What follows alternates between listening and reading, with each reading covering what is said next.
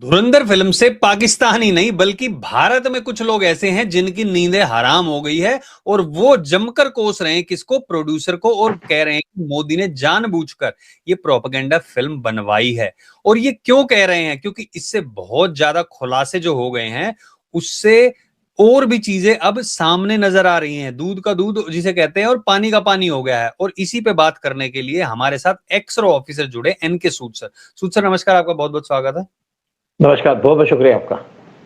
Sood sir, please जो movies में दिखाया गया है उस पे भी चर्चा करेंगे, लेकिन सबसे पहले मैं जानना चाहूंगा कि ये जो फेक करेंसी, अतीक अहमद, याकूब अंसारी और ये 12 जो अननोन गनमैन ने जिनको मारा है, उसमें सबसे पहले आप बताइए चीजें शुरू कहां से हुई थी और कैसे ये एक एक करके चीजें लाइन अप होती गई और भारत के लिए खतरा पैदा करती चली गई। देखिए, पहले बता दो, पिक्चर एक्सीलेंट है, बहुत बढ़िया पिक्चर बनाई है। इसने सारे के सारे धागों को जिस तरीके से पिरोया, इसके डायरेक्टर प्रोड्यूसर ने, कमाल की चीज है। लोग ताड़ियां बजा रहे थे पिक्चर के अंदर।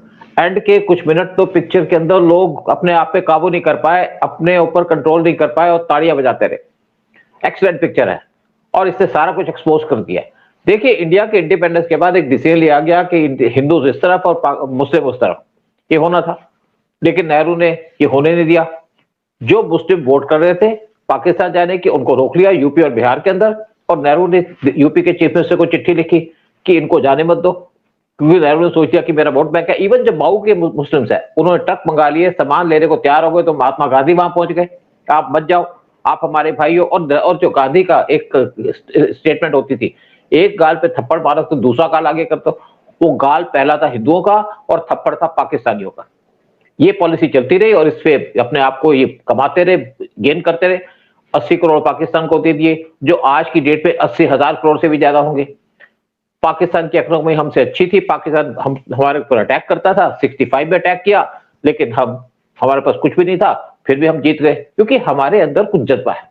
62 में हमारे जो गन फैक्ट्रीज थी, वहां पे गन नहीं बनती थी और चाइना हमारे को रोन के चला गया। हमारे सोल्जर के पास 10 गोलियां थी, एक बंदूक थी, अंगोला की शर्ट थी, ठंडे मौसम के अंदर, और हम वार हार गए। लेकिन हम आगे की बात करते हैं कि जो हमारी फेक जो करेंसी वो छपती थी नासिक के अंदर, 1932 के अंदर वहां पे एस्टेब्लिश हुई थी और यहाँ पे आराम से काम चल रहा था। लेकिन जब यहाँ पे कांग्रेस की गवर्नमेंट आई, मनमोहन सिंह की गवर्नमेंट आई 2004 में, तो चिदम्बरम ने एक एग्रीमेंट साइन किया कि इस फेक करेंसी आ रही है और इसको रोकने के लिए हमें एक प्रिंटिंग का काम करना चाहिए, हमें स्पेशल थ्रेड चाहिए, स्पेशल कोड चाहिए। और उसके लिए उन्होंने कंपनी को अप्रोच किया जिसका नाम था डिलारो, और वो बेस्ड थी ब्रिटेन के अंदर। कंपनी का मालिक एक इटालियन था, यहाँ पे इटालियन कनेक्शन भी निकल के आ गया, सोनिया गांधी कनेक्शन आ गया, और वहां से नोट छपने शुरू हो गए। और वही कंपनी जो थ्रेड या मटेरियल देती थी पाकिस्तान को देती थी। आप कह रहे वहां से नोट छपने शुरू हो गए, मतलब छपते तो नोट नोट इंडिया में छपते थे, हाँ, थ्रेड वगैरह आती थी। हाँ, थ्रेड वगैरह आते थे, या जो पेपर आता था वो वहां से आता था। सेम कंपनी पाकिस्तान को भी चीजें सप्लाई करती थी। और उसके बाद जब पीएम मोदी पावर में आए तो यहाँ पे हमारी इकोनॉमी टोटली कोलैप्स हो रही थी। आपको याद होगा, पीएम मोदी की स्टेटमेंट थी कि हम पाकिस्तान को भीख मांगने में मजबूर कर देंगे।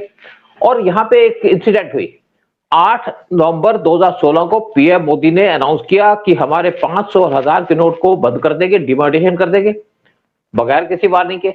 हाहाकार मच गया देश के अंदर कि किस टाइप का प्राइम मिनिस्टर है। और यही की चीज दिखाई गई इस पिक्चर के अंदर, तो लोगों ने ताड़ियां बजा दी, क्योंकि उस टाइम पे फेक करेंसी का काम चरम पे था। और फेक करेंसी जो थी वो पाकिस्तान के रास्ते आती थी इंडिया के अंदर, पाकिस्तान के रास्ते जाती थी नेपाल में, नेपाल के रास्ते इंडिया के अंदर आती है। हमारा जो बॉर्डर लगता है पाकिस्तान के साथ, पोरस बॉर्डर है, वहां पे वीजा की जरूरत नहीं है। और पाकिस्तान की एम्बेसी जो नेपाल में है वो बहुत बड़ी एम्बेसी है, हमारी भी बड़ी है। लेकिन इस पिक्चर के अंदर एक आदमी का नाम दिखाया गया, उसका नाम है मेजर इकबाल। वो पाकिस्तान के आईएसआई का है और नाम उसका मेजर इकबाल है, लेकिन उसका असली नाम कुछ और है, ब्रिगेडियर है किसी टाइप का। और वो आदमी पोस्टेड था नेपाल के अंदर, नेपाल के पाकिस्तान की एम्बेसी के अंदर, और फेक करेंसी का काम करता था। जब हमने, यानी कि इंडिया ने उसको एक्सपोज किया, तो उसको पीएनजी करा दिया। उसके बाद वो चला गया पाकिस्तान और वहां से दोबारा चला गया वो बैंकॉक। और उस टाइम पे कुछ साल के बाद पाकिस्तान के प्राइम मिनिस्टर जीपी कोराला वो बैंकॉक गए, तो वापस जब आ रहे थे तो उनके प्लेन में फेक करेंसी के नोट्स आ गए, वो भी हमने पकड़वा दिए। चलिए सारा कुछ होता रहा, लेकिन जब पीएम मोदी की गवर्नमेंट है तो उस टाइम पे पिक्चर के अंदर दिखाया गया कि किस टाइप से पाकिस्तान के अंदर हल्ला मच गया, ऐसे के अंदर हल्ला मच गया कि हमने तो इसको रोकने की कोशिश की थी, बड़ा पैसा भी एक्सपेंड किया था, फिर भी पीएम मोदी इलेक्शन जीत गए। जब ये दिखाया गया तो वहां पे भी लोगों ने ताड़ियां बजा दी पिक्चर हॉल के अंदर, पीएम मोदी का नाम देखते हैं, पीएम मोदी की शक्ल देखते हुए। फिर मैं आपको ये बताता हूँ कि कैसे काम चल रहा था फेक करेंसी का। फेक करेंसी पाकिस्तान के रास्ते नेपाल में जाती थी, नेपाल के रास्ते इंडिया के अंदर आती थी, और एक बार यहाँ पे ट्रक पकड़ा गया फेक करेंसी का, जिससे पीएम मोदी की, समझिए कि आप, एक शक्ल हिल गई। फिर एक इंसिडेंट हो रही, कोची में एक कंटेनर था जो दुबई से आ रहा था, उसमें देखा कि पूरे फेक करेंसी के नोट्स हैं। उसके बाद पीएम मोदी ने डिमोनेटाइजेशन का ऐलान कर दिया, और डिमोनेटाइजेशन होने के बाद उससे पहले क्या था कि पाकिस्तान का जब नेपाल से रास्ता बंद हुआ तो उन्होंने बांग्लादेश के रास्ते से फेक करेंसी भेजनी शुरू कर दी थी। लेकिन पीएम मोदी के जिस डिसीजन के बाद एक पिक्चर के अंदर दिखाया गया एक आदमी ने सुसाइड कर लिया, और ये रियलिटी की बात थी, रियलिटी में भी ये दिखाया गया था, बात हुई थी कि एक आदमी ने सुसाइड कर लिया जिसके पास बहुत सी फेक करेंसी थी, उसका सारा का सारा सामान लुट गया था पाकिस्तान के अंदर। तो बट सूद सर, आप ये बात कर रहे हैं जो ठीक है, ये बिल्कुल आपने सही बताया कि एक आदमी ने वहां पे अपने आप को खत्म कर लिया था और दिखाया गया था कि बिजली के तारों पे गिरा था इस तरीके से। लेकिन कांग्रेस हमेशा से ये कहती आई है कि डीमोनेटाइजेशन जो था वो एक फेलियर था, और भारत के इतिहास में भारत की इकोनॉमी को बहुत बड़ा झटका था। तो अगर पाकिस्तान की इकोनॉमी पे हमला करना था तो इसमें भारत की इकोनॉमी पे खतरा ये कैसे हुआ, मुझे समझ में नहीं आया। क्या उसके बाद चेंजेस भारत में हुए और क्या पाकिस्तान में हुए? देखिए उसके बाद पाकिस्तान की हालत खराब हो गई है। आप देखिए पाकिस्तान, जैसे पीएम मोदी ने कहा भीख मांगेगी, तो पाकिस्तान भीख मांग रहा है। हमारी इकोनॉमी में बहुत ज्यादा फर्क पड़ा, हमारी इकोनॉमी बूस्ट कर गई। लेकिन जो कांग्रेस पार्टी की इकोनॉमी थी, यानी कि सोनिया गांधी और राहुल गांधी की इकोनॉमी थी, वो खराब हो गई, बर्बाद हो गई। और ये पिक्चर के अंदर दिखाया गया। पिक्चर के अंदर ये भी चीज दिखाई कि अतीक अहमद को कैसे मारा गया। और प्लीज वो अतीक अहमद का भी बताइए, लिंक क्या था? हाँ, इसमें मैं आपको बता दूं कि अतीक अहमद के बारे में पिक्चर के अंदर दिखाया गया कि अतीक अहमद एक जेल के अंदर बैठ करके खाना खा रहा है, और उसको फोन आ जाता है। फोन आता है पाकिस्तान से, उसका है हम आपको फेक करेंसी भेज रहे हैं 60,000 करोड़। एक्चुअली ये सारी इंसिडेंट को एक तरीके से प्रेजेंट किया गया हमारे प्रोड्यूसर के द्वारा या डायरेक्टर के द्वारा, और जब वो वहां से आता है तो उसके ऊपर गोली मार दी जाती है। 3 आदमी आते हैं, उसको गोली मारते हैं, और ये इंसिडेंट है अप्रैल 2023 की। जब मैंने अपने फ्रेंड को बताया कि मैंने पिक्चर देखी है, मेरी फोन से बात हुई, तो हंसने लगा, कहता अतीक अहमद को देखा है? तो मैं समझ गया कि यह काम किसने किया। वो आदमी वो था जो स्पेशल ऑपरेशंस के अंदर इन्वॉल्व होता था, यानी कि अतीक अहमद को मारने का प्लान था, योगी का नहीं था, ये शायद हमारी एजेंसीज का प्लान था या रॉ का प्लान था, क्योंकि ये आदमी गन्स की स्मगलिंग करता था, टेररिस्टों को गन्स देता था। इसका बहुत बड़ा नेटवर्क था जो 40 साल से चल रहा था, और ये बैकबोन था अखिलेश यादव का, उसकी प्रोटेक्शन थी इसको। और किसी भी फार्मर को अप्रोच कर जाएगा कि आपकी जमीन पे कब्जा करना है, तो वो जमीन आने पौने दावों में खरीद लेता था। जब अतीक अहमद को मारा गया, अखिलेश यादव का नाम लिया, सॉरी टू इंटरप्ट यू, अभी 2-4 दिन पहले ही अखिलेश यादव के चाचा जी, उनका एक बयान आया था कि सबका हिसाब करेंगे, जो लोग भी ये जो घर ढा रहे हैं या फिर जिन लोगों को जेल में डाला, मासूम लोगों को मार दिया जाता है, एनकाउंटर कर दिया जाता है। और सबसे पहला उन्होंने नाम लिया मासूम लोगों को अतीक अहमद का। तो अब ये लिंक जो है वो कनेक्ट हो रहे हैं। बिल्कुल, देखिए अतीक अहमद 40 साल से वहां पे रूल कर रहा था, गुंडागर्दी थी इसकी पूरी, और सारे के सारे जो गुंडे पाले थे समाजवादी पार्टी ने पाले हुए थे, जिनका एनकाउंटर किया गया। और एक बड़ा क्लियर मैसेज दे दिया हमारी गवर्नमेंट ने कि जिसका भी कनेक्शन होगा ऐसे के साथ, जो डील करेगा इन चीजों के अंदर, उसको बख्शा नहीं जाएगा। तो अतीक अहमद एक बड़ा मैसेज है पूरे लोगों को, पूरे वर्ल्ड को, पूरे इंडिया को, कि ऐसे लोगों को जो पाकिस्तान के ऐसे से मिलकर के इंडिया को खोखला करेंगे, उनको मार दिया जाएगा। और नेचुरली बात है, अखिलेश यादव को तो दुख होगा, क्योंकि उनका वोट बैंक था, वहां पे जबरदस्ती वोटें डलवाता था लोगों से, और जोर से लोगों को निकाल करके वहां पे कंट्रोल करता था। सारा गुंडा राज था इसका। 100 करोड़ की इसकी प्रॉपर्टी को गवर्नमेंट ने जब्त किया, और बहुत सी प्रॉपर्टी तो इसकी बची हुई है, बाकी किसी को पता ही नहीं कहां पे इसकी प्रॉपर्टी है। बहुत से गुंडे इसकी प्रॉपर्टी लेके चले गए। इसकी वाइफ को पकड़ने की प्लान थी, और इसके जो ब्रदर है उसकी वाइफ को पकड़ने की प्लान थी, लेकिन वो वहां से निकल गए। जो अशरफ इसका भाई था उसको भी पकड़ने की प्लान थी, उसको भी जो मार दिया था।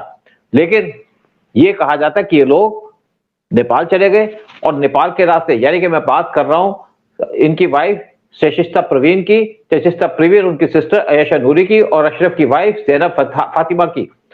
ये सारे के सारे नेपाल चले गए और नेपाल से किसी न किसी तरीके से जाकर के भाग गए पाकिस्तान के अंदर, और ये उम्मीद लगाई जा रही है इस टाइम पे पाकिस्तान के अंदर है और छुपे हुए हैं ताकि उनको कोई समझ ना पाए, पकड़ ना पाए।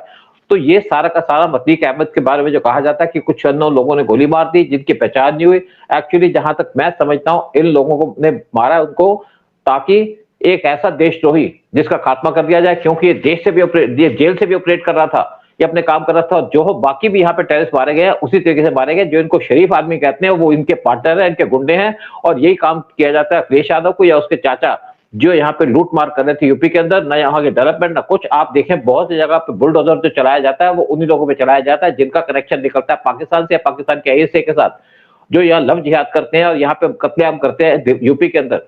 आज यूपी के अंदर अगर कत्लेआम खत्म हुआ है तो वो खत्म हुआ है योगी या हमारे एजेंसीज की मदद से, उनकी हेल्प से। तो सूद सर एक चीज और यहाँ पे आपने ये डिमोनेटाइजेशन की बता दी आतीक अहमद भी, और जो अननोन गनमैन का है, कौन थे वो अननोन गनमैन और उन्होंने किन लोगों को एलिमिनेट किया पाकिस्तान में, ये चीजें कैसे शुरू हो गई और कौन है इसके पीछे?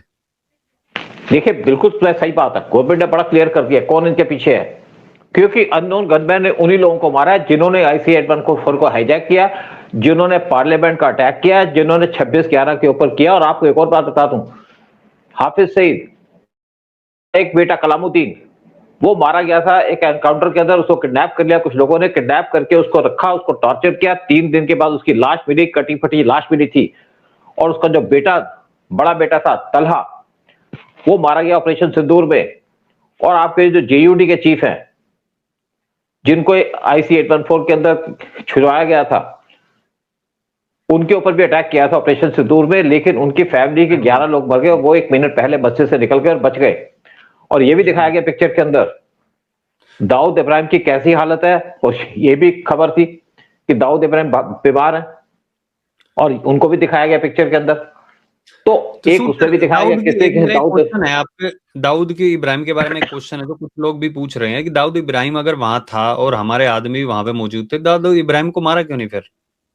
एक्चुअली उसको मारने की पूरी प्लान थी, जो आदमी गया था उसको मार रहा था, लेकिन तभी वहां पे नर्स आ गई, क्योंकि जब आदमी मारता है तो एक्सपोज नहीं हो सकता। वो आदमी जो इसका रणवीर सिंह की बात कर रहा हूं, वो जिस पिक्चर का हीरो है, और उससे पहले दाऊद इब्राहिम को दिखाया गया कि उसकी बहुत बुरी हालत है। हमने सुना था कि दाऊद इब्राहिम बीमार है, लेकिन आज समझ में आया कि दाऊद इब्राहिम की जो हालत की है वो किया रॉ ने, उसको इस तरीके से कर दिया कि वो बिस्तर पे लेटा रहता है, उसके सारे किडनी वगैरह फंक्शन नहीं कर रही। इस टाइम पे वो हॉस्पिटल में लेकर के ICU में बैठा हुआ और वहां पे अपना इलाज करवा रहा है, लेकिन ना इलाज उसका होगा ना कुछ होगा। वो आदमी ऐसा है कि एक जिंदा आदमी जो मरा हुआ आदमी है वो जिंदा रखा हुआ किसी ना किसी तरीके से। तो दाऊद को देखिए, मैं एक और बता दूं कि एक बार हाफिज सईद को मारने की प्लान की गई थी, उसकी फाइल गई थी यहाँ से PMO के पास, बहुत साल पहले की बात है, लेकिन बाद में फाइल वापस नहीं आई।